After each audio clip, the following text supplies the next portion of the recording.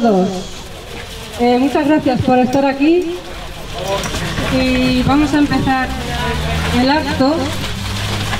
Hoy queremos, con este evento, aunque sé que todos lo hacemos, hacer un homenaje y un reconocimiento a todas las mujeres a las que la dictadura, la guerra y la dictadura franquista les cambió la vida de una manera cruel y para siempre. Las torturó, las castigó, las pulgó, las señaló, las estigmatizó, las represalió y las asesinó. Y las quiso invisibilizar, sin saber que sus recuerdos, su memoria y su presencia quedarían guardadas para siempre entre nosotras. Casi siempre hablamos de los asesinatos y la represión franquista, de todas las muertes de hombres y mujeres durante la guerra y posterior dictadura. Estos hechos han durado hasta el día de hoy, estando muchos de estos represaliadas y represaliados en fosas que aún siguen esperando a ser abiertas. Pero también es cierto que estas consecuencias afectaron y siguen afectando a las supervivientes hasta el día de hoy y a sus familiares, sean de la generación que sean. Yo personalmente estoy buscando los restos de mi abuelo. Siempre hablo de él porque forma parte de mi historia y de la de mi familia. Y por eso no quiero dejar de hablar hoy de mi abuela. Quiero reconocerle y que se conozca lo que sufrió, su fortaleza, su dignidad, la de ella y la de tantas y tantas mujeres. Por ello y para ello contamos hoy con la colaboración y testimonios de Emilio Silva, Julián López, Candela Chávez, Soledad Luque y yo misma, Puri.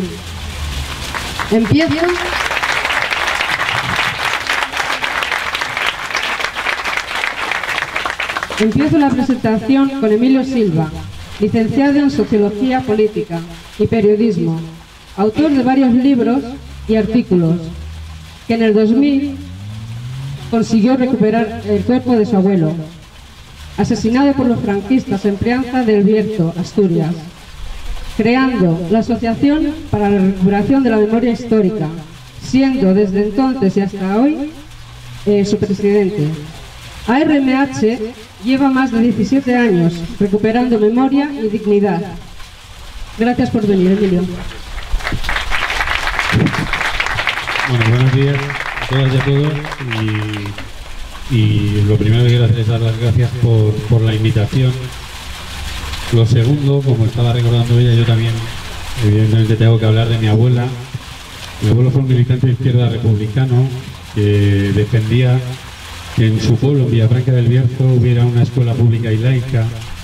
Yo tengo una foto de febrero del año 1936, de la campaña electoral de las elecciones que ganó el Frente Popular, donde sale una manifestación en un puente de Villafranca y hay un niño que sujeta una pancarta que dice: queremos el grupo escolar Ribazaña.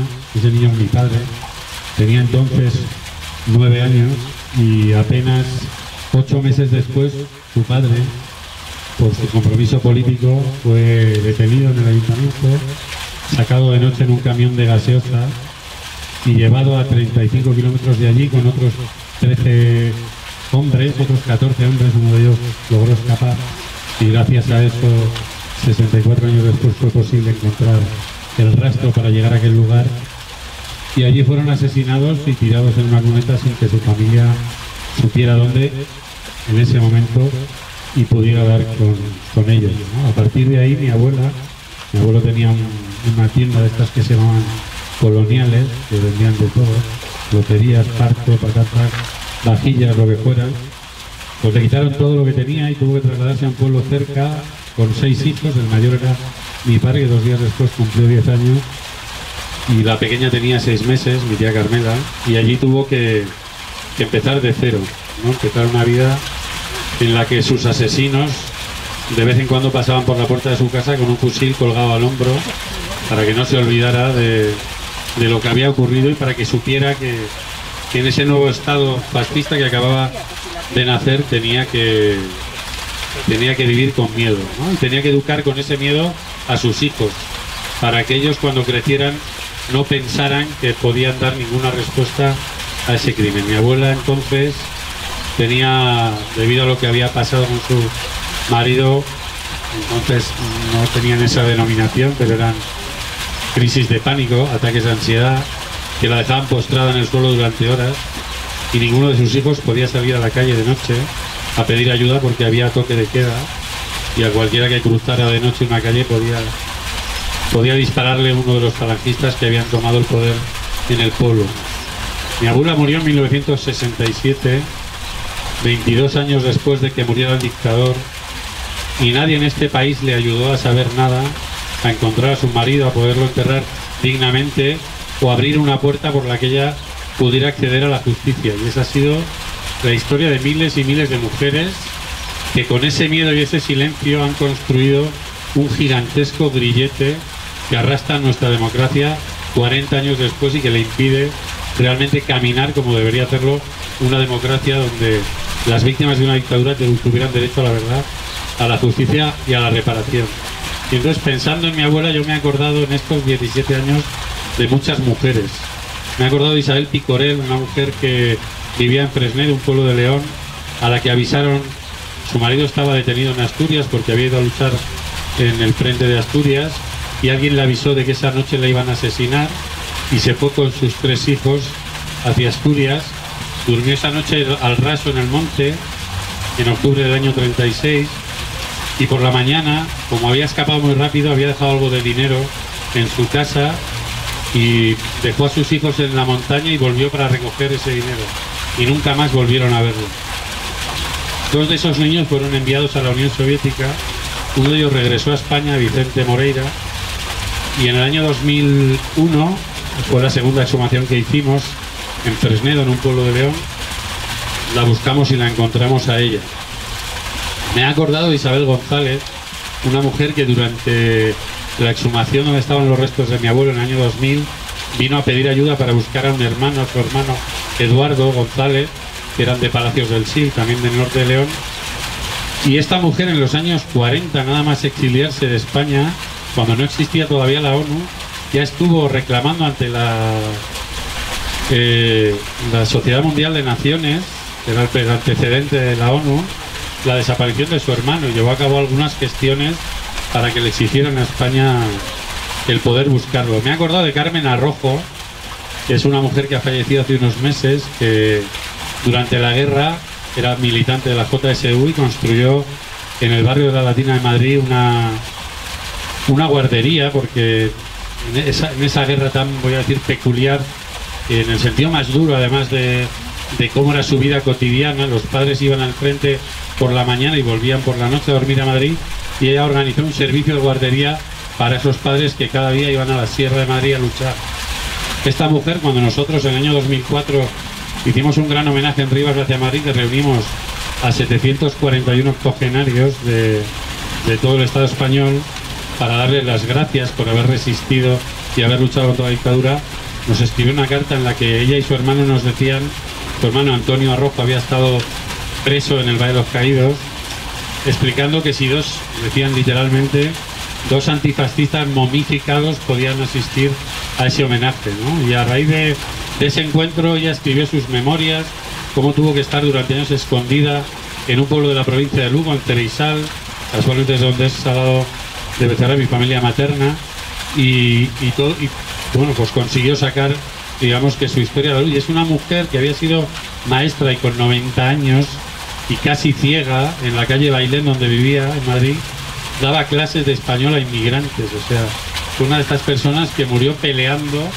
pues porque yo pueda estar con este micrófono hablando con toda la libertad que tengo ahora mismo, ¿no? Me he acordado de las lesbianas y de las personas trans que fueron llevadas a manicomios, que eran sometidas a descargas eléctricas, humilladas, vejadas, torturadas, porque no se correspondía su actitud vital con los principios de la Iglesia Católica, ¿no? Que precisamente el viernes que viene a las 7 de la tarde en el Festival de Cine LGTB se estrena un documental que habla precisamente sobre la represión a estos colectivos, ¿no? A las 7 de la tarde, por si alguien quiere ir, que se titula Pero que todos sepan que no he muerto.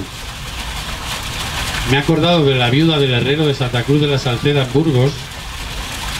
A su marido lo exhumamos en el año 2004, y ella, que era una persona con mucho carácter, cuando acabaron la dictadura, llegaron las elecciones de junio del 77, cogió una papeleta electoral del Partido Comunista y fue de casa en casa de los asesinos, llamando a sus puertas y diciéndoles que ahora iba a votar a los rojos, ¿no? Además su hija vive muy cerca de mi casa. Me he acordado de Amparo Barallón, la pareja de Ramón J. Sender, que ahora precisamente la semana que viene se reeditan las memorias de uno de sus hijos, que hace más de 40 años se atrevió a venir desde Estados Unidos a España para averiguar qué había pasado con su madre. Su madre, que era una mujer que cometió el delito de en los años 20 irse a vivir sola de Zamora a Madrid, donde fue trabajadora en Telefónica y donde participaba en tertulias, tocaba el piano, y en una de esas tertulias conoció a Ramón J. Sender, al escritor y periodista, y estaba en San Rafael veraneando cuando fue el golpe del 18 de julio, y Ramón J. Sender vino a Madrid y le dijo a su mujer que fuera a Zamora, que allí estaría más segura, un poco como le pasó a Lorca, y allí fue detenida y asesinada, ¿no? Y ahora justo un libro que era maldito, del que era imposible encontrar una edición, sale la semana que viene a la calle reeditado. Me he acordado de Antonia Parra. En el año 2006 en Sevilla se me acercó una mujer de mi edad a contarme que su abuelo había desaparecido en Marchena, en Sevilla, y mientras estábamos hablando llegó una mujer encorvada que andaba con mucha dificultad, me la presentó y era su madre. Eso era un domingo, eran unas jornadas que se habían inaugurado el viernes por la escritora Rosa Regás, y cuando Rosa Regás acabó de hablar, Rosa Regás contó que su padre, que había estado exiliado, cuando se aprobó en el año 1978 una constitución que establecía la monarquía, juró que no volvería a hablar y murió sin volver a pronunciar una palabra 3 años después. Cuando Rosa Regás acabó, mucha gente que se levantó emocionada a aplaudirla, y hubo un hombre que tenía una bandera republicana en el cuello y se acercó y se la colgó a Rosa Regás en el cuello. Entonces esta mujer, que vino andando con tanta dificultad, que se llama Antonia Parra, su hija me contó que cuando vio esta bandera republicana la agarró muy fuerte de la mano y con cara de pánico le preguntó a su hija: ¿dónde me has traído?, pensando que iba a entrar el cañón de un tanque por la ventana, ¿no? Y ese es el miedo con el que muchas familias han tenido que vivir, y en algunos casos en el mundo rural, donde todo es mucho más visible y se sabe perfectamente quiénes eran unos y quiénes eran los otros. Esa mujer, que para mí es un ejemplo, que entonces pensaba que era la única persona que tenía un familiar asesinado en Marchena, y que con 14 años, como en su familia solo le habían dicho que su padre había muerto en la guerra, iba a la iglesia del pueblo, buscaba la lista de los caídos por Dios y por España, no veía el nombre de su padre y no entendía nada. Esa mujer, 1 año y medio después, estaba en Marchena inaugurando un monumento a 146 desaparecidos como presidenta de la Asociación Dignidad y Memoria de Marchena. Para mí es un ejemplo de cómo la memoria es un camino para que la gente pueda ejercer la ciudadanía. Y en ese lugar tienen un monumento maravilloso que se llama la Puerta de la Memoria, donde hay un tobogán donde juegan los niños y donde los niños se pasan el día cruzando la Puerta de la Memoria, ¿no? Como una metáfora de una puerta que nunca más se tiene que cerrar. Y acabo mencionando a otra mujer, Ascensión Mendieta, una mujer que tuvo que cumplir 88 años a bordo de un avión que la llevaba de Madrid a Buenos Aires, porque en este país nadie le dio justicia, nadie la ayudó a ejercer un derecho que tiene que ejercer cualquier persona en una democracia, no solo el derecho a enterrar dignamente a un ser querido, eso es algo universal y que se lleva practicando en esta península desde hace 400.000 años, donde está ese primer enterramiento en Atapuerca, sino el derecho a una investigación y a todo lo que conlleva la justicia, ¿no? Esta mujer que viajó para buscar justicia en Argentina, y el pasado mes de mayo, por segunda vez, nosotros buscamos en el cementerio de Guadalajara a su padre, que ha sido identificado genéticamente y que el pasado verano fue enterrado en el cementerio civil de Madrid, ¿no? La lucha de una persona de 90 años, de 92 años, que debería avergonzar a cualquier gobierno de una democracia, que se tenga que alejar miles de kilómetros para conseguir algo que debería ser natural y no extraordinario, sino que la puerta a un juzgado se abra para que ella tenga el derecho a la justicia, también me parece enormemente ejemplar. Me parece un retrato de lo que es España y de lo que es su democracia hoy en día perfecto. Pero esa lucha, hay un vídeo en internet que os recomiendo que veáis, que grabó un periodista, Antonio Maestre, que dura 4 minutos y que es simplemente la entrada que hace ella en el cementerio civil hasta que llega al nicho donde van a enterrar a su padre, ¿no? Y yo me imaginaba ese vídeo haciendo un montaje en el que de pronto se cruzaba la imagen de Rafael Hernando insultándola y diciendo que está haciendo eso por dinero, la imagen de Rajoy diciendo y presumiendo y casi riéndose de que ha dedicado 0 euros a la recuperación de la memoria, la imagen de Felipe VI el pasado 24 de diciembre pidiendo a las familias de las víctimas de la dictadura que no remuevan heridas y que no reabran heridas, y me imaginaba todos esos discursos atravesados por Ascensión Mendieta, que contra todos esos impedimentos consiguió llegar al lugar donde enterró dignamente a su padre, ¿no? Entonces, este país en el que las mujeres perdieron tanto con la victoria de los fascistas, en las que muchas mujeres que se habían divorciado fueron condenadas a volver a vivir con maridos con los que habían decidido dejar de vivir, en los que se convirtieron casi en animales domésticos legislativamente para sus familias y sus maridos, pues como decía antes, su silencio, el desconocimiento de lo que les ocurrió, que no está bien contado en los libros de texto, es un grillete que arrastramos todos, ¿no? Y que esperemos que algún día nos libremos de él y podamos caminar en una democracia que cuente exactamente cuál ha sido el sufrimiento que ha habido en nuestra sociedad para que podamos plantearnos vivir en igualdad. Muchas gracias.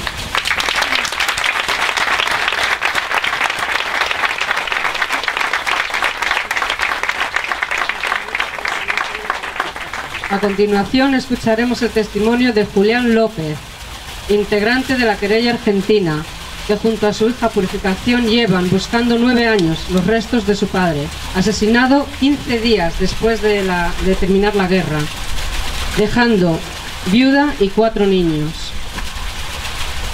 Va a hablar en primera persona.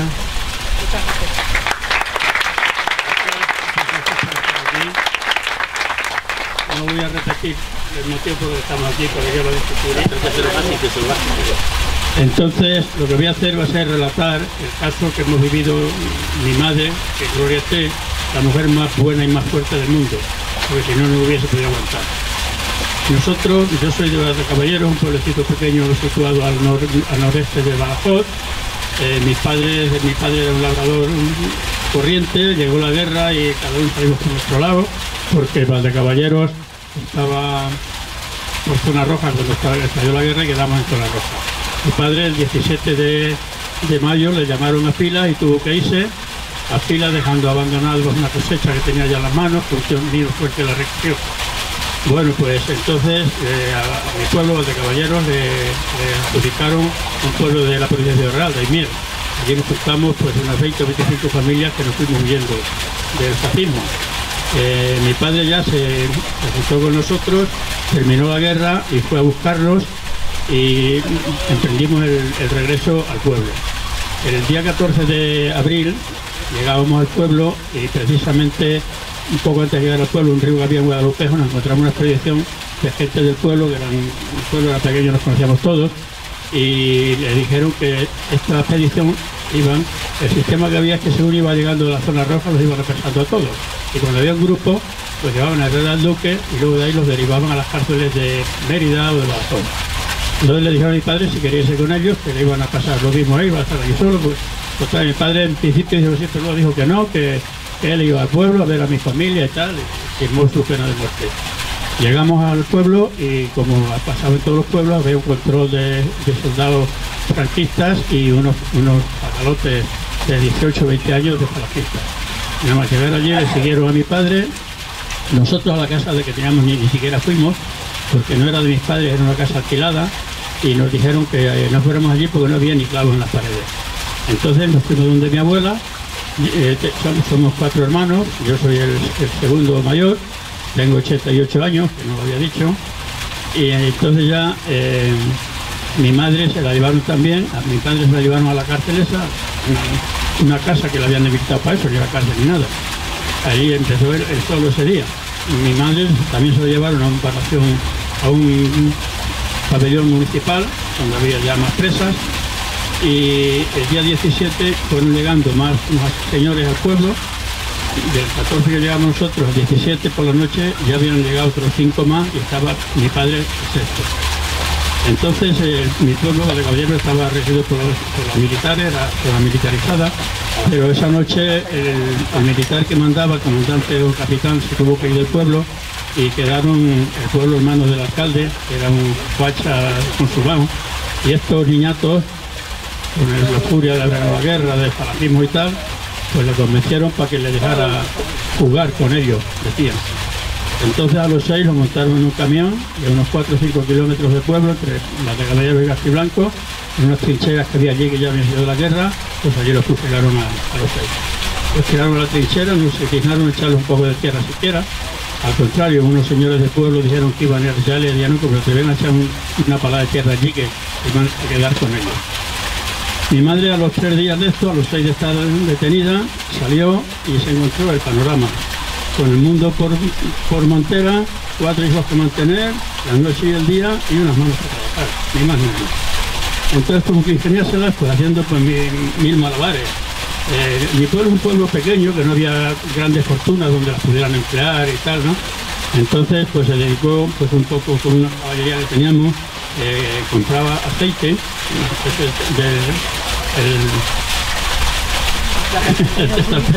el extrapelo que entonces llegaba mucho.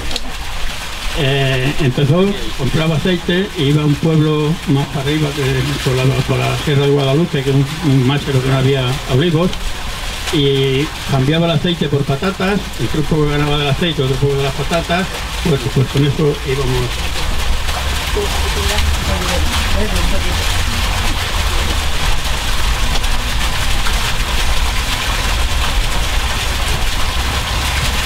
Con eso pues íbamos viviendo.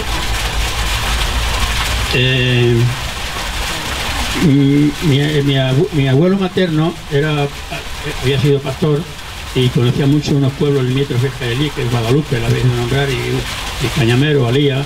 Esos pueblos eran más ricos, tenían mucho más medios de trabajo.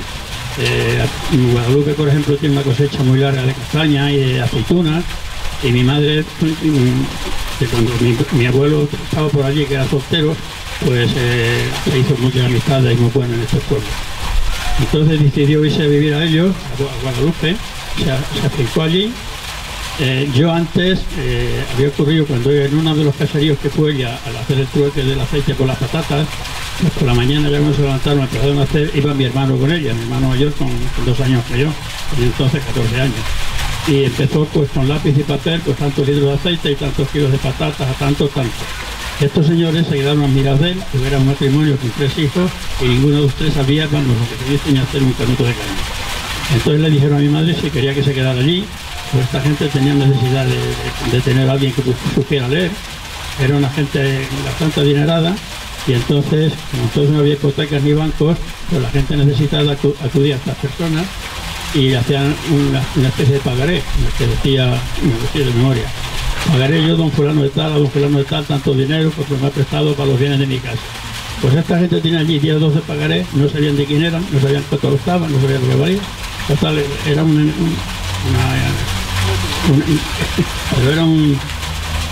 necesidad increíble. Total, mi madre le dijo que no, que mi hermano era mayor, que no podía, pero que tenía otro más pequeño, que era yo, que podía. Total, que le cogió mi madre, pues me llevó allí, me dejó con esta familia, en la que estuve 4 años, fueron maravillosos, pero yo no me imagino el camino de mi madre cuando a mí me dejó allí y volvió a casa.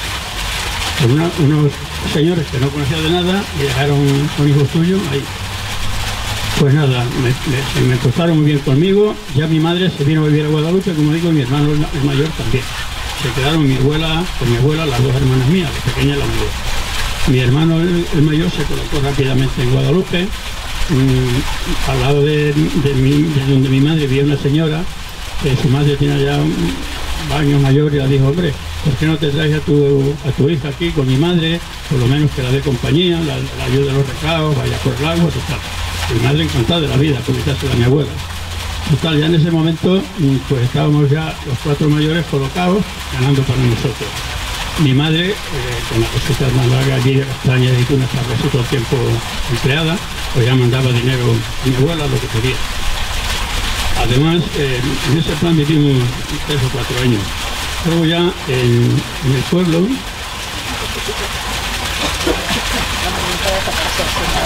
vale. Allí hay unas vegas muy fértiles, pero eran todas de secano, pero unas familias de ahí de la Vera, los pimenteros, fueron allí a hacer, esas tierras le hicieron regadío. Entonces allí cultivaban pimiento, tabaco, algodón, maíz, y era una tarea que ocupaba pues casi todo el año a la familia. Ya mi madre también después se vino al pueblo, se volvió al pueblo, mi hermano y ella, porque una tía mía que abrió una posada y necesitaban los servicios de mi hermana.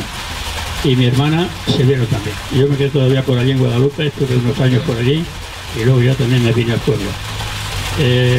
Ahí empezó ya, pues no sé, a estar un poco ya, la vida ya había mejorado un poquito. Mis abuelos habían fallecido ya, los maternos y los paternos. Con la herencia que mi madre heredó de ellos, compré una casita y volvimos otra vez a formar una familia en el pueblo. Pero estuvimos allí en el pueblo, pues yo os voy a contar 2 anécdotas para que sepáis lo que nos pasaba. En el pueblo, al terminar la guerra, pues abrieron un auxilio, desde un comedor de auxilio social para los huérfanos de la guerra, ¿no? Y empezamos a ir mi hermana, la mayor, y yo. Antes de comer había que cantar el carasol.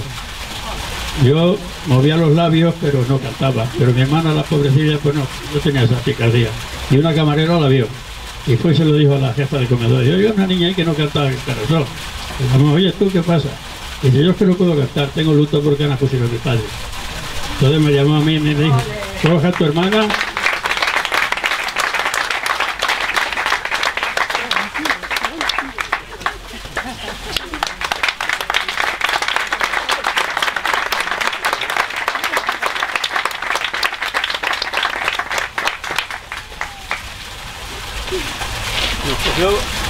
Nos cogió a mi hermana y a mí y nos dijo: venga, a casa.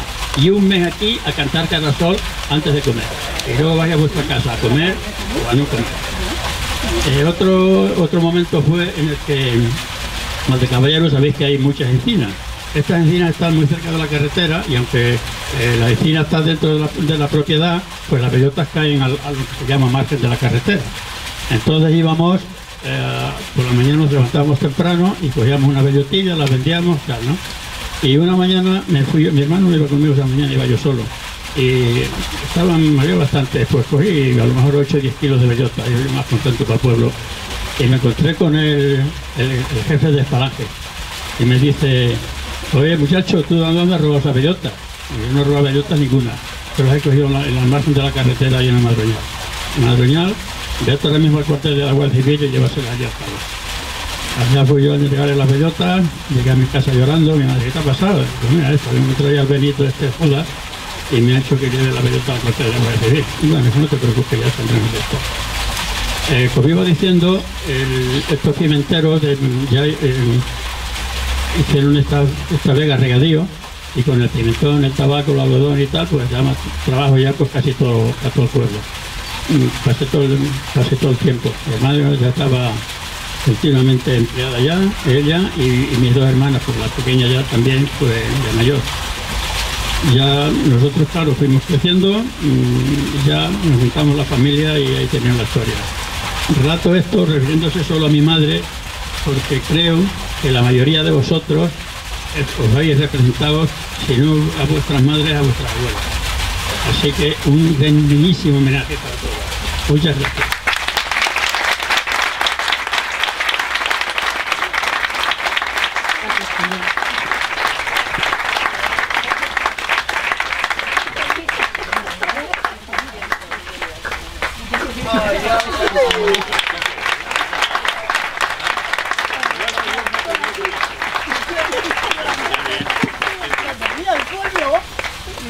tío, Dios mío, es madre, mi madre tenía una peluquería. No, pero ponte el micro si quieres hablar. Es una espontánea que nos ha salido. Una fan. Tío mío tenía una peluquería y iba a cortarse el pelo. Y yo iba a llevar agua a mi tía, porque entonces no había agua en las casas. Mi tía tenía que lavar los paños de cocina y de todo, o sea, de la peluquería, de todo. Y yo la llevaba al agua y allí le conocí. Yo la vi, Yo a mi tío que quién era yo. Entonces digo, es hija de una hermana mía. Y entonces allí le conocí. Yo no, 64 años casado.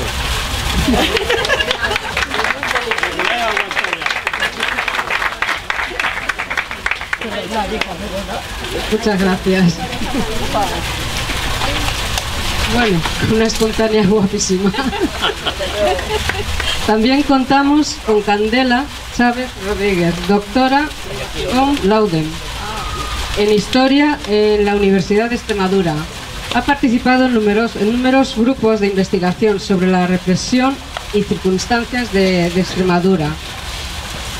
Es autora de diversos artículos y del libro Sentenciado, basado en la investigación y juicios militares que tuvieron lugar en Extremadura, así como un segundo libro, Los reclusos de Franco, que trata sobre el sistema penitenciario durante la guerra civil y la posguerra en Cáceres, así como ha tratado en artículos esta doble violencia sobre la mujer durante la guerra y la posguerra, siendo represaliadas por mujer y por vencidas. Gracias. Muchísimas gracias a todos, sobre todo por haberme invitado a este acto. Muchísimas gracias a todos los que estáis aquí. Bueno, como ha dicho Puri, encargado sobre todo de la investigación en lo que es la represión franquista, todas las consecuencias que tuvieron de los diferentes modelos represivos que impusieron los sublevados desde el mismo minuto cero de la sublevación. No solamente ejecuciones irregulares, sin juicio previo, sino también consejos de guerra, expedientes de responsabilidades políticas, detenciones, ingresos en prisión, campos de concentración, batallones de trabajadores, etc. Hoy he venido a hablar sobre lo que hemos investigado en cuanto a la represión hacia la mujer. La mujer que fue represaliada durante el franquismo, durante la guerra, la posguerra y en años posteriores también, lo fue, como bien decía ella, desde una doble vertiente, por ser vencida y por ser mujer. Es verdad que la condición de género se impuso en esa violencia que se ejerció, y además una violencia ejercida de una forma intencionada, muy cruel y con total impunidad, ¿no? Como fue esa violencia franquista. Además, la mujer republicana represaliada por el franquismo lo fue tanto como sujeto y como objeto, y esto lo explico. Lo fue como sujeto porque sobre ella recayeron las consecuencias directas de esa violencia. Fueron ejecutadas tanto en tapias de cementerio, en parajes alejados, los parajes de la muerte, como se les llama, sin tener juicio previo, anterior, con total impunidad, enterradas en cunetas. Muchas de ellas, la gran mayoría, como hemos constatado, por lo menos en Extremadura, no fueron inscritas en los registros civiles, cosa que sí pasaba con algunos hombres que años después sus familiares, sobre todo las mujeres que bien eran esposas, madres, hijas, sí que los inscribían en esos registros civiles en diferido, ¿no? Con esa, un cierto eufemismo, pero por lo menos eran inscritos. En el caso de las mujeres, sí que es verdad que muchas de ellas ni siquiera tenían esa constancia documental.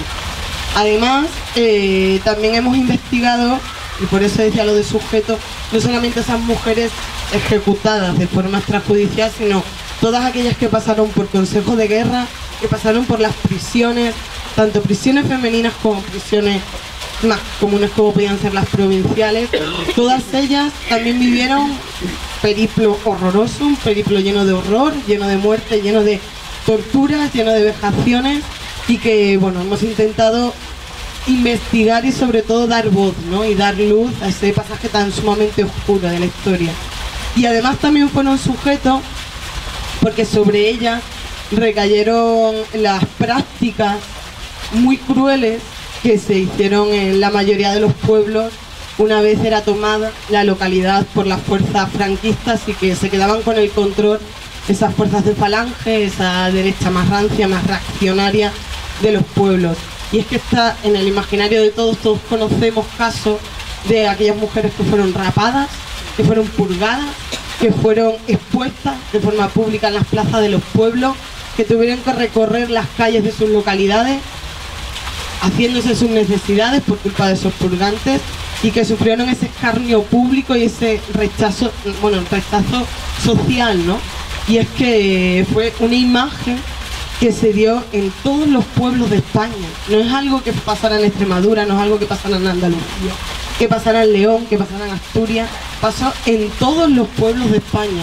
Esas mujeres que o bien tenían familiares que habían sido represaliados, como maridos, como hijos, como hermanos, como tíos, sino también mujeres que habían tenido un compromiso social en sus pueblos, un compromiso solidario en sus pueblos, que no hay que olvidar que la República, que duró 6 años, tuvo momentos donde la gente acudía a manifestaciones, acudía a mítines. Por primera vez, sobre todo la mujer, tenía un papel dentro de la esfera pública, tenía conquistas laborales, tenía conquistas sociales. La mujer, como se suele decir ahora, se empoderó. Y ese empoderamiento fue totalmente cerrado, fue totalmente rechazado por la ideología reaccionaria, misógina, ultracatólica del franquismo, y eso se plasmó en la represión que se ejerció contra ellas, por la crueldad, sobre todo por la violencia y por la intencionalidad de erradicar un ideal de mujer que con actitud o con actividad, todas aquellas que quisieron participar de fueron violentadas, ¿no?, por los franquistas. Como bien ha dicho Emilio, es importante volver a recuperar los nombres de esas mujeres que fueron represaliadas. Por supuesto, vamos a recuperar los nombres de Matilde Landa, de Victoria Kent también, en el caso de mujeres republicanas con peso.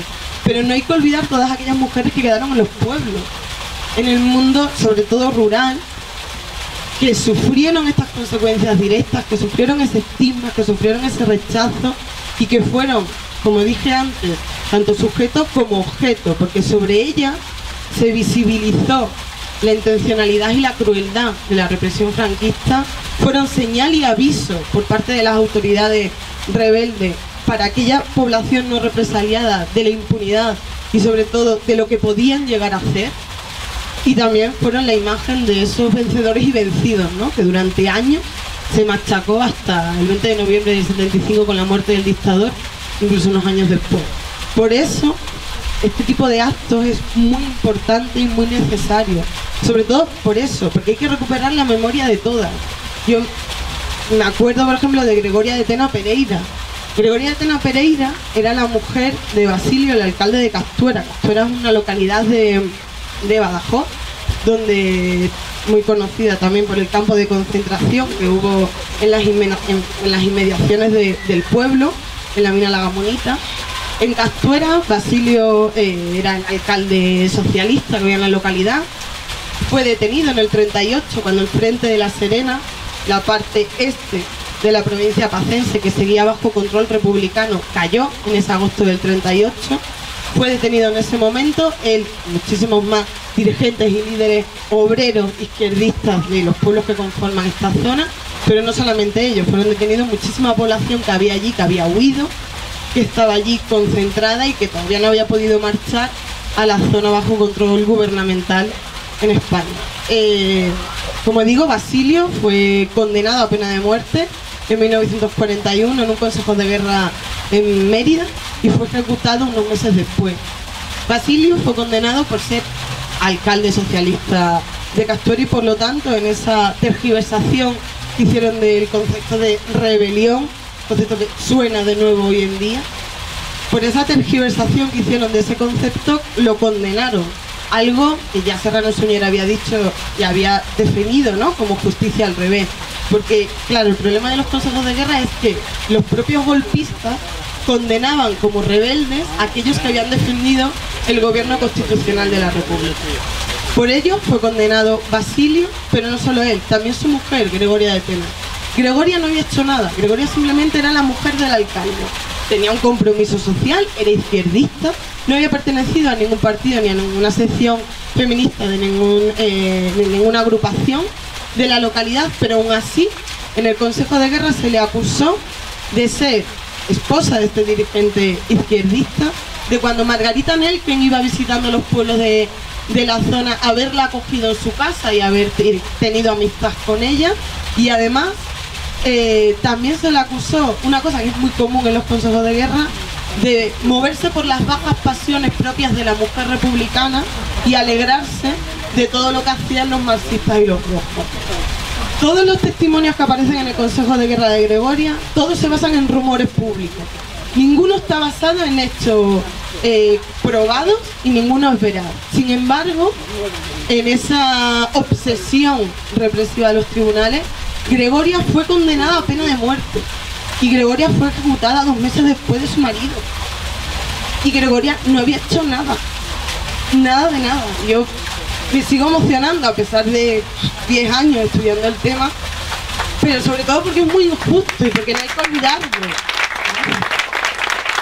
Y porque hay que reivindicar, fundamentalmente hay que reivindicar esta memoria, la memoria de todas ellas, tanto las que tuvieron una participación activa a favor de la República, pero también aquellas que sufrieron esa represión, bien, como decía antes, como sujeto, pero también como objeto, ¿no? Como mujeres, hijas de aquellos que fueron represaliados, que sufrían continuamente registros en sus casas, interrogatorios, multas, sobre todo ese rechazo y ese señalamiento de ese franquismo, ¿no? Por eso, bueno, mi intervención también es ese recuerdo a todas ellas y a su memoria, que todavía sigue presente en todas nosotras.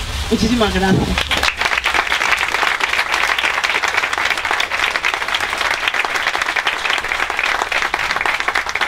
Ahora pasamos a presentaros a Soledad Luque, presidenta de la asociación Todos los niños robados también son mis niños. Ella y su familia llevan años buscando a su hermano mellizo, desaparecido en la maternidad de O'Donnell, en Madrid, en 1965. Ha intervenido en el Parlamento Europeo y Naciones Unidas en relación con los niños robados y en la querella argentina, acción judicial donde participa dentro de CECUA. Ha participado y modificado la ley foral de Navarra para la inclusión de los bebés robados dentro de esta ley. Dentro de su labor como profesora de la universidad, es investigadora en el Instituto de Estudios de Género de la Universidad Carlos III de Madrid, donde fue directora en 2017 del Seminario Internacional de Derechos Humanos, Mujer y Franquismo. Muchas gracias.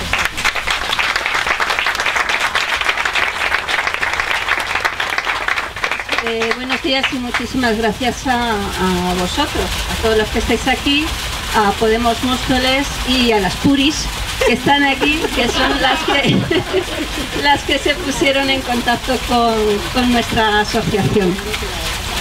Yo os voy a hablar de uno de los crímenes del franquismo, que es el robo de bebés. Lo que se sabe del robo de bebés es lo que siempre se ha comentado sobre el robo de los hijos de las mujeres republicanas en las cárceles. Mujeres que sabían que les estaban literalmente quitando a sus hijos para en breve, posteriormente, ser fusiladas, ¿no? Esto que está sustentado, y yo creo que también todos lo sabemos, ¿no?, por esa teoría pseudocientífica de aquel casi demente doctor Vallejo Nájera, cuando postulaba la existencia de un gen rojo que se transmitía de madres a hijos. Esto que ahora pues sí que nos puede sacar una sonrisa o por lo menos un pensamiento de qué delirio era aquel, pues en realidad aquello fue una de las bases ideológicas de lo que era el franquismo, de lo que fue el franquismo.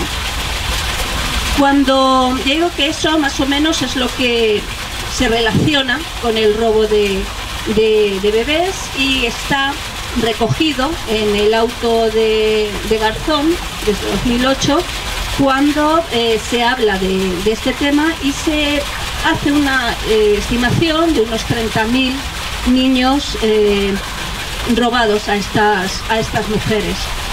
Lo que no se sabe o no se conoce también es lo que sucedió después del 52-53, que fue el año donde termina de alguna forma esa investigación, por lo menos en relación a estos hechos.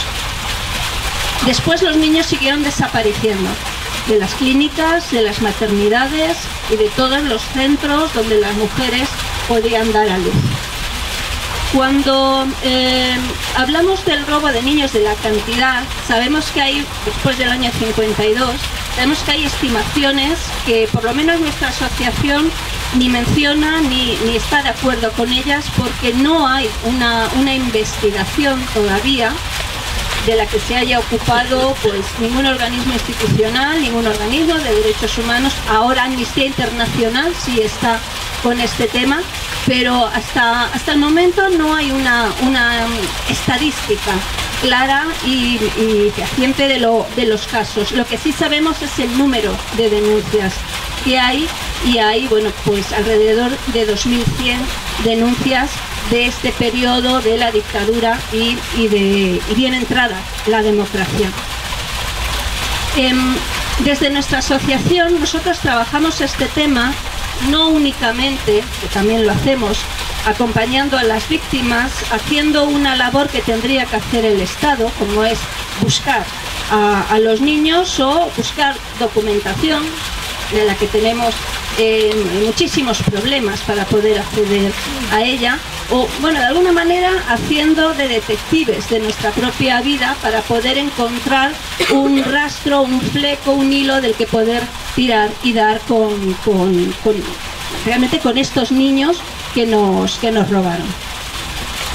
Cuando hablamos de este trabajo de asociación, ya digo, no solamente hacemos eso, sino que hacemos una investigación y también contamos con colaboradores, historiadores y gente muy cercana a los organismos de derechos humanos, juristas, para poder demostrar, y lo estamos haciendo, que las víctimas por el robo de bebés, más allá del 52 o 53, también somos víctimas del franquismo. ¿Y por qué? Bueno, pues porque la represión política no es la única represión que se da en una dictadura. El franquismo llegó a todos los rincones de nuestro país, a todos, y afectó a todo el mundo. ¿Y qué es lo que ocurre? Que en una dictadura la represión no solamente es política, es ideológica, es religiosa, es social, y se ceba en aquellas personas más vulnerables. Cuando se pasa del objetivo de la mujer republicana a un sector de la población que está de alguna forma formado por familias muy humildes, por familias pobres, con carencias muy serias en todo lo cultural, educativo, económico, son incluso madres solteras, en fin, es un sector tan vulnerable que de alguna forma el salto de ese sector republicano a este sector social más, quizá más amplio, ¿no? El salto no es tan grande, porque seguimos hablando de un sector perdedor en esta historia nuestra. Por tanto, para nuestra asociación y para todas las asociaciones que estamos participando en la querella argentina contra los crímenes del franquismo, el robo de niños fue un crimen del franquismo, se produjera en las primeras etapas, en las segundas o en las terceras, que también la hay. Porque claro, este delito también continúa en la democracia y podríamos pensar, bueno, ¿cómo es posible que en la democracia esto se siguiera produciendo? Bien, no es el momento aquí posiblemente de establecer el debate de lo que fue nuestra transición, pero sí tenemos que reconocer esa ausencia de ruptura profunda entre unas actuaciones y unos cargos de poder en la dictadura y lo que ocurrió en la democracia inmediatamente posterior al franquismo, ¿no? Bien, ese continuismo que se produjo nos está afectando no solamente en aquel momento en que las actitudes, ya digo, y los cargos de poder siguieron actuando en una etapa y en otra, y aquel que torturaba en la dictadura siguió teniendo cargos de poder en la democracia, y aquel que robaba niños en la dictadura también lo hacía en la democracia, sin olvidar de que el robo de niños no se producía con la actuación de un médico, de una monjita, como nos quieren hacer creer en los medios de comunicación, sino que estaban implicadas instituciones del Estado y de la Iglesia. Eso...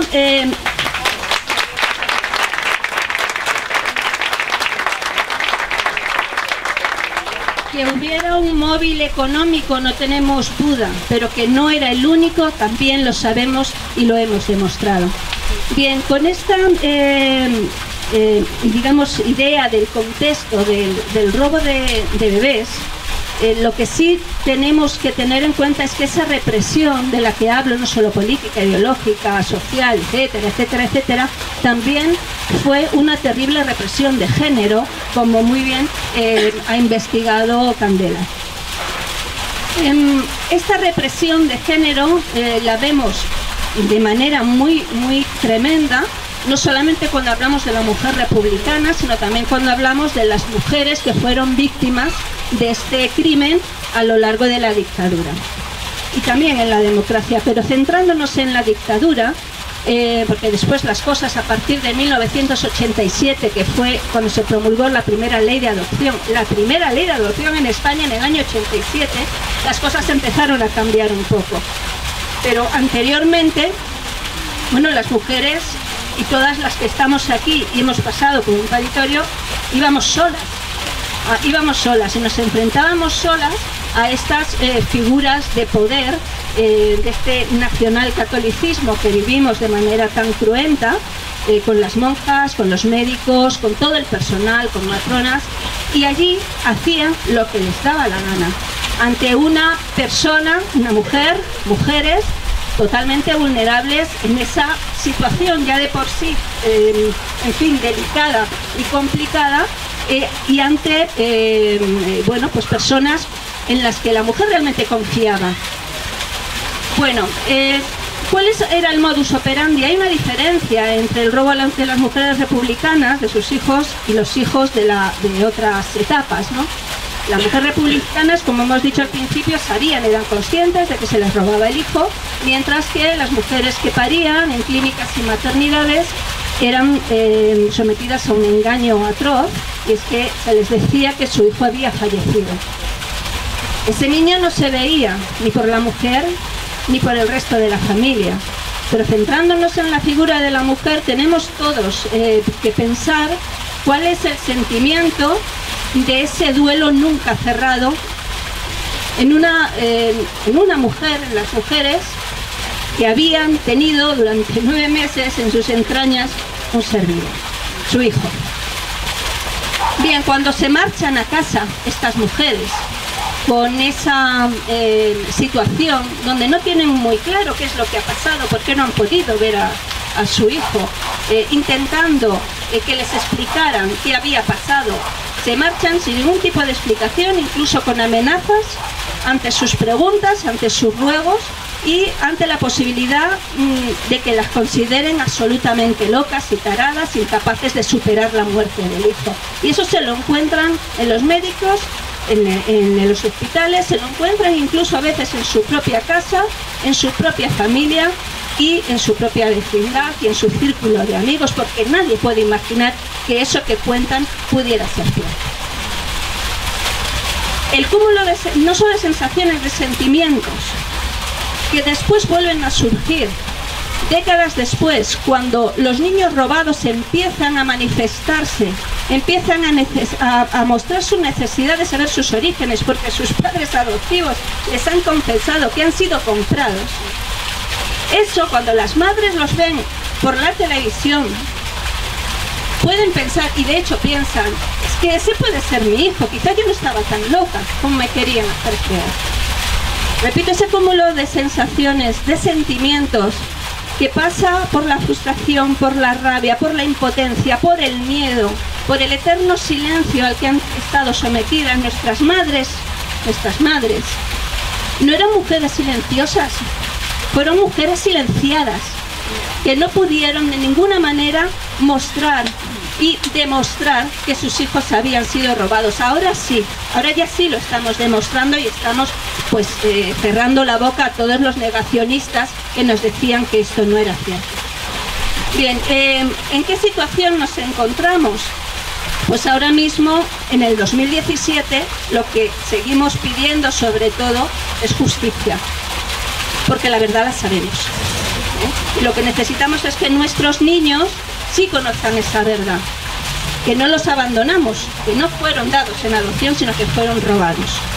Bien, la justicia pasa pues por todas las acciones que estamos haciendo, mi asociación y muchísimas otras que hay en nuestro Estado. Pues pasa por solicitar al Estado español y a todas las instituciones, ya sean políticas y jurídicas, que admitan las denuncias, porque las denuncias en nuestro país están siendo archivadas de una manera escandalosa. De las más de 2.100 denuncias, hay alrededor de 1.600 ya archivadas. El resto pues está en un limbo legal donde, si seguís los medios de comunicación, la única persona que está ahora mismo encausada por este tema es el doctor Eduardo Vela, que bueno, estamos a la espera de que se abra el juicio oral, ¿no? Un juicio oral que se supone que se iba a abrir a partir de la primavera del 2016. Estamos esperando, yo imagino que las instituciones también están esperando a que se muera, como pasó con la monjita Sor María, o que cuando llegue el momento haya perdido totalmente la cabeza y no se acuerde de lo que hizo. Bien, desgraciadamente, en este tema, la primera persona que puede ir a la cárcel no es uno de los presuntos criminales, sino una víctima, que es nuestra compañera Ascensión de Almería, a la que desde aquí también hay que hacerles homenaje por valentía y por...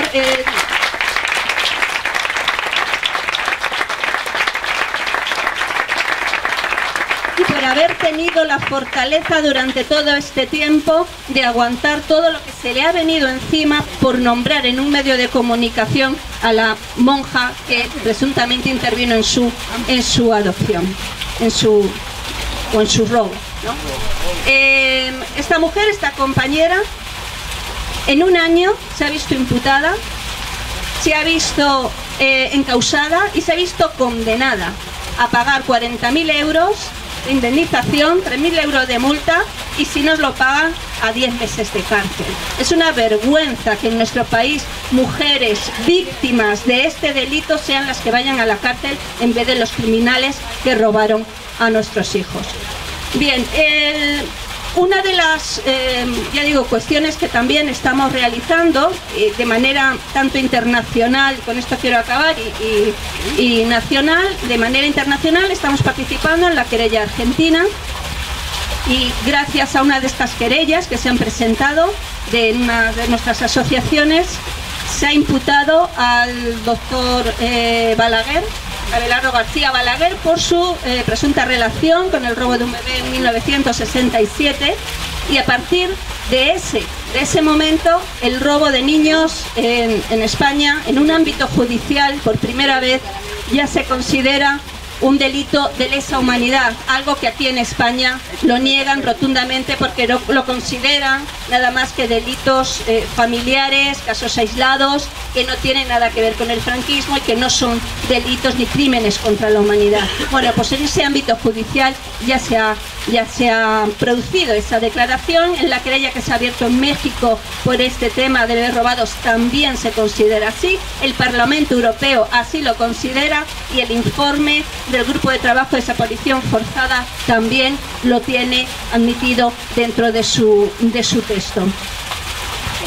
Una de las cosas que queríamos y que estamos haciendo público en los últimos días es una proposición de ley que se está realizando desde nuestra asociación y que, bueno, vamos a hacer partícipe a todas las asociaciones del Estado y que tiene que ver con esta necesidad de que se admita por fin una medida legislativa que obligue en el ámbito judicial a tratar estos crímenes como lo que son, crímenes contra la humanidad, y que sea una ley que acoja no solamente a las familias que estamos buscando, también a las personas que buscan su identidad, a todas aquellas que se vieron violentadas y robadas durante la primera etapa del franquismo, la segunda, durante toda la dictadura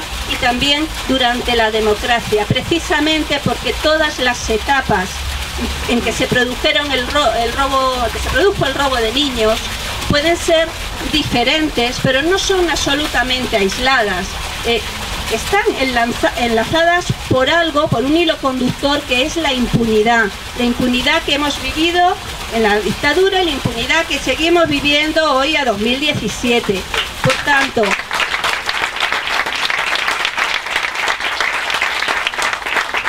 esperamos poder lanzar públicamente en breve, en los próximos días, esta iniciativa.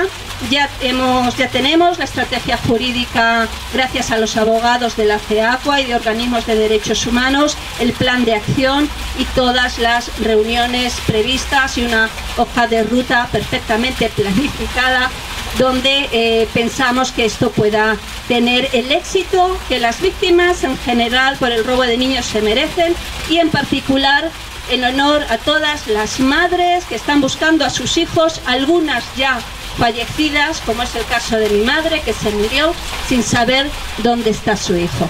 Muchas gracias.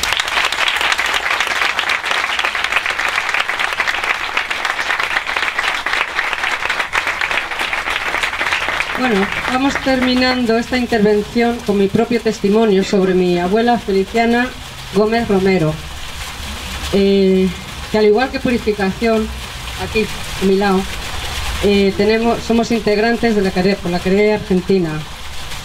Yo sí tengo localizado a mi abuelo, más o menos, pero el Estado español no me permiten exhumarle y llevarle junto a mi abuela, que es de ella de la que voy a hablar hoy.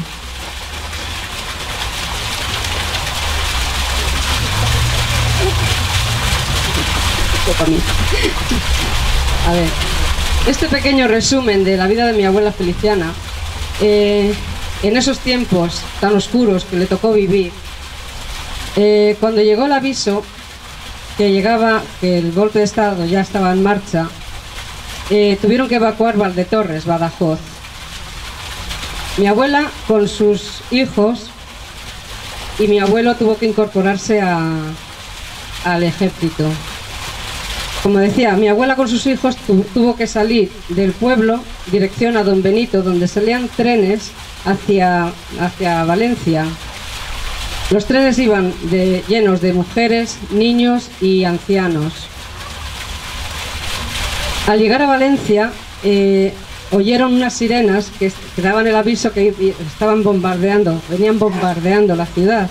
Entonces, al bajar del tren, tuvieron que salir corriendo hacia un refugio que estaba cerca de la estación.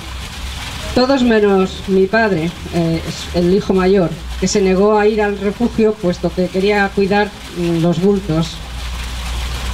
Mi abuela en ese momento no sabía qué hacer. Le gritaba que entrara en el refugio, pero él se negó. Fue bastante difícil para una mujer tener que tomar una decisión de salvar al bebé de 7 meses y a una niña de 4 años por el cabezotas del hijo mayor. Y ahí está presente. Bueno, cuando se acabó el bombardeo, todo el mundo salió del refugio en busca de supervivientes. Aquello había sido una masacre. Era horrible. Mi abuela, desesperada, buscando entre los escombros a ver si le encontraba con vida. De repente escucharon a unos hombres que empezaron a gritar: aquí hay un niño, hay un niño. porque estaría pues gritando que estaba ahí. Le había caído un ventanal de la estación justo encima de los bultos, de las maletas donde él se refugió, y fue lo que le salvó la vida. Le rescataron, quitando el escombro y todo esto, lograron sacarle, solamente tenía magulladuras. Mi abuela, la pobre, en ese momento no sabía si reír o llorar o matarle directamente. Porque directamente ella pensó que había muerto. Al final llegan a Beloja, un pueblo de Ciudad Real, donde vive con un hermano, mi abuela con un hermano, hasta finalizar la guerra. Y allí, cuando ya acabó la guerra, vuelve a su pueblo natal creyendo que ya se había acabado el infierno de aquella guerra. Nada más lejos. Conforme fueron bajando de la estación de Valdetorres, los dirigieron a un cercón, a los hombres y a las mujeres. A los niños los dejaron en la plaza. A mi abuela, a las mujeres las llevaron a Trujillo, a una cárcel de mujeres, y a mi abuelo a Badajoz. A mi abuela se la llevaron sin saber qué iba a ser de sus niños. Mi bisabuela Dolores, cuando se enteró de que habían detenido a mis abuelos, fue a buscarlos.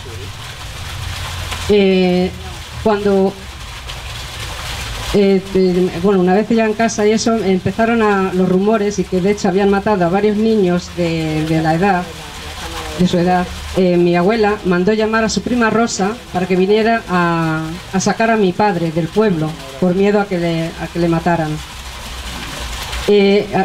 Llegó una noche, un atardecer, ya la hermana de Rosa, Ángela, que era una mujer, según me cuentan, una mujer de armas tomar, vino disfrazada de falangista, con documentación falsa, a sacar a mi padre esa noche del pueblo. En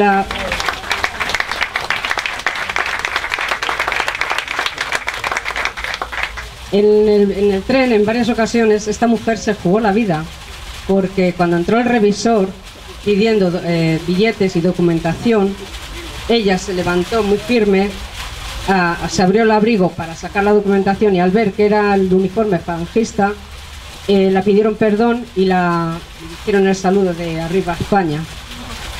Y así sucesivamente hasta llegar a Huelva. Ya no tenía ni que levantarse, con simplemente enseñar el uniforme falangista, no la decían nada, era como su salvaguarda. Pasaron varios días y empezaron a escribirse mis abuelos desde Trujillo a Badajoz, desde una cárcel a la otra. Cartas que tengo hoy conmigo, en las que de verdad que ahora soy capaz de leerlas enteras. Antes era incapaz, no podía, se me ponía un nudo y no podía seguir leyendo. En las que mi abuela le pide a su madre, a mi bisabuela, que hable mucho de ella para que sus niños no la olviden. Y así van pasando los meses. La vida en la cárcel de mujeres fue muy dura. A las presas las obligaban a bajar a fregar después de cada fusilamiento. Con el tiempo, los terratenientes y la gente del pueblo empezaban a protestar, porque los fusilamientos y luego los perros ladrando sin cesar no dejaban dormir a la gente. Entonces se decidieron un nuevo sistema para matar a los prisioneros. Los ataban de pies y manos como si fueran animales y los pegaban con un palo, un astil, la cabeza, hasta matarlos, hasta asesinarlos. Mi abuela y demás presas bajaban a fregar esa masacre noche tras noche. Y no solo la sangre era lo que recogían las pobres. Mi abuela decía que si algún día suman esa fosa, verán que los cadáveres les faltan la mitad de la cabeza. Fue espantoso, fue una crueldad brutal. Al día siguiente, una mañana, recibo una carta de un compañero de mi abuelo, de la celda de mi abuelo. diciendo: Pedro Gallardo Escribano se había ido de viaje con su hermana Ana y Teresa, a las que habían fusilado 2 años antes. Mi abuela perdió el conocimiento, porque eso significaba que mi abuelo la habían fusilado. Y estuvo varios días en esto, pero las presas, cuando vieron que se desmayó, le cogieron la carta de las manos y al leerla empezaron a gritar que habían matado al padre de los pobres, que así era conocido mi abuelo. Siendo alcalde de Valdetorres, siempre daba de comer a los más necesitados. Y por eso se buscó lo que, en fin. Mi abuela estuvo unos días en shock y fue deteriorándose poco a poco. Estaba ya muy delicada del corazón. Cuando la soltaron de la cárcel, la echaron fuera como un perro, fuera de la cárcel, para que muriera fuera. Casi ni se tenía en pie, gracias a 2 hombres que, a pesar de su lamentable estado, la reconocieron y llevaron a una posada de Miajada, un pueblo de Cáceres, donde llamaron a un médico, doctor Silvestre, de Santa Amalia. Gracias a este, se fue recuperando poco a poco y volvió para volver a su casa con sus hijos. El reencuentro con sus hijos fue muy duro. Le habían robado varios años de la infancia de su bebé, que tenía 18 meses, y le encontró con 5 años. A la niña, que tenía 5 años, la encontró con 8. Pero el que más le sorprendió fue mi padre, que tenía 11, y le encontró con 14, casi un hombre. Mi padre, al verla, se quedó helado. La dijo que esa no era su madre, palabras que a día de hoy le siguen doliendo. Estaba esquelética. Él la recordaba con una melena negra, rizada, mucha cantidad de pelo, y la encontró pues esquelética y muy demacrada, muy mal. Pero lo peor de todo para mi abuela fue convivir con los asesinos de mi abuelo y de tantos y tantos otros. Pasearse por el pueblo y tener que verlos día tras día, y que nadie jamás moviera un dedo por los crímenes, las masacres que cometieron estos asesinos. Su vida empezó de nuevo con sus hijos sin tener nada. No le permitieron abrir su pequeño comercio que había estado en su familia de generación en generación, porque una roja no podía sin más tener un negocio. Hubo varios vecinos que, cuando se saquearon el comercio, le cogieron telas, cosas así de la tienda, y se las guardaron para cuando regresaran. Antonio Laguna, un querido amigo de mi abuelo y de mi abuela, vecino, la dio 50 euros, 250 pesetas de las antiguas, para que se comprara un carro, y así fue como, con ayuda de mi padre, su hijo mayor Felipe, sacaban para vivir. La familia también tenían una panadería por parte de mi abuela, y la daban pan para que fuera vendiendo por las fincas. Así, con mucho trabajo y dolor, fueron pasando los días.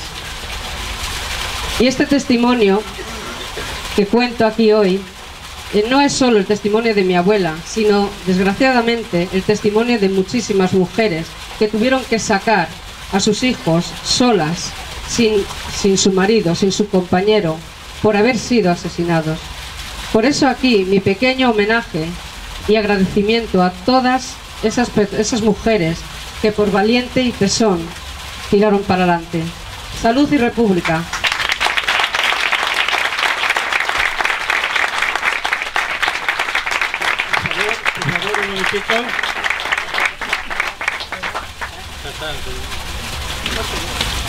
Por favor, os voy a contar una anécdota también, para que sepáis hasta dónde habla la represión franquista. Por el año, la primera decena de los 50, en el Plan Badajoz, hicieron un Plan Badajoz que abarcaba 100 y pico mil hectáreas, y era un terreno secano que le convertían en regadío. Entonces lo hicieron parcelas y a los señores de los pueblos que habían inundado los pantanos, como se habían quedado sin sus tierras, les daban una parcela en ese sitio. Claro, era gente que venía del secano y no tenían ni idea de lo que eran regadíos. Entonces, para asegurarles, crearon una figura que se denominaba capataz agrícola. Para formar a esta gente, hicieron en Talavera de la Reina, se citaron para hacer un cursillo de preparación para poder hacer el intermediario entre el productor y un perito agrícola. En aquella época eran peritos, ahora son ingenieros técnicos, para servir de puente de unos a otros. Bueno, yo me presenté al examen ese, junto con otros chicos de mi pueblo, hicimos un examen, yo quedé satisfecho, además me lo confirmaron, que habíamos hecho un examen muy bien los dos. Al cabo de tiempo, un mes o por ahí, llamaron a mi paisano, por cierto, era un primo de mi mujer, y yo pasaba el tiempo y no me llamaban. Pues vengo un día a Talavera y digo, oiga, mire que vengo a reclamar el examen que me hicieron aquí y tal, si aprobé o no aprobé. Dice, pues sí, aprobó con muy buena nota, pero a la hora de contratarle llegó un oficio del cuartel de la Guardia Civil de Castiblanco que no se le podía contratar porque usted era hijo de un rojo.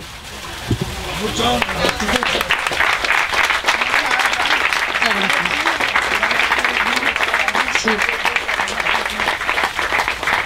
Vale, un segundito. Que quiere el rebelde de mi padre decir unas palabras.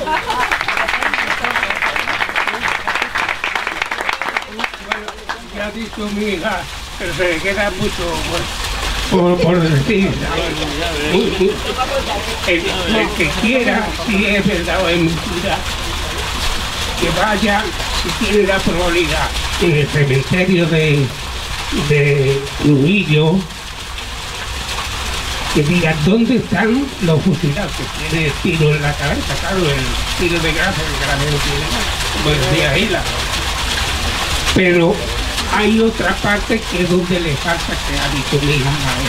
Pero voy a contar una esa de el hermano de aquí. No, es que esto tiene mandanga, esto tiene mandanga, como son tan canallas y siguen siendo franquistas y se de perra, son malos. Un hermano aquí de mi mujer, condenado a pena de muerte, y mi suegra, tía Manuela, llorando porque le iban a fusilar en una pensión. Y en la pensión esa se llamaba Puno, la tía Puno. Dice, ¿qué le pasa a usted, tía Manuela? Dice que mi hijo se le van a fusilar, que tiene pena de muerte. Dice, tenía un hijo que era capitán y era abogado, estaba aquí en Madrid. Dice, viene mi hijo ahora en el Express. Se le contó la historia, dice, mi hijo no puede ser jefe del Partido Comunista, y mi hijo no tiene edad para hacer eso. Eso es mentira. Y había 3 canallas allí de Catuera, porque mi mujer son de Catuera, y de Catuera tiene canallas. Y entonces le dijo, vaya usted ahora mismo, tiene usted dinero. Tenían ganado ellos, tenían dinero. Y con dinero se consigue todo. Dice, tráigase usted la fe de nacimiento y si puede ser la de bautismo también, para los por lo que sea, si no le doy yo de tiempo. Y se trajo las 2 cosas. Volvió en el Express y llegó al mitin. Era el otro día por la mañana. Y estaban allí los 3 criminales denunciantes, ¿no? Con cada un fulano está, ¿cómo se le dice? Y entonces dijo, usted fulano está así, usted acusa de que fue el partido que mató a tantos miles de igual. Sí señor, lo juro. Fulano está al otro, también se levantó y tal. Juro usted, la misma, igual, juro. Total que ya el abogado dice, vengo de Madrid sin dormir y harto de escuchar canalladas como esta. Hacemos de trabajar esto sin vergüenza. Tenga usted, señoría, y lea usted. Mi cuñado tenía 13 años en la partida de nacimiento. Iba a ser el Partido Comunista, nada menos que de Catuera. 13 años. y me iban a fusilar si no es por ese hombre.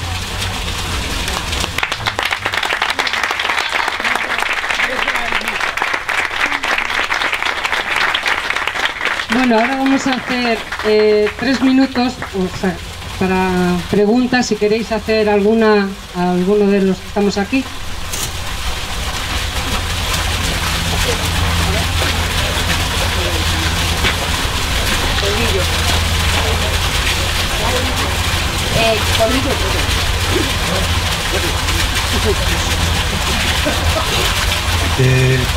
¿Se oye? Buenas tardes. No sé cómo te llamas. Candela. Candela. Buenas tardes, Candela.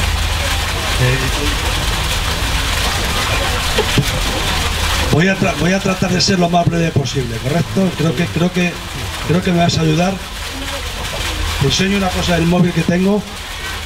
Mi padre lo detuvieron, el que iba a ser mi padre, que siempre lo puntualizo, en el año 36, ¿correcto? Te digo el nombre, los apellidos. Seguramente me vas a ayudar a saber, porque soy el pequeño de los 8 hermanos, ¿vale? Mi padre lo sacaron en el 44 y se murió en el 55.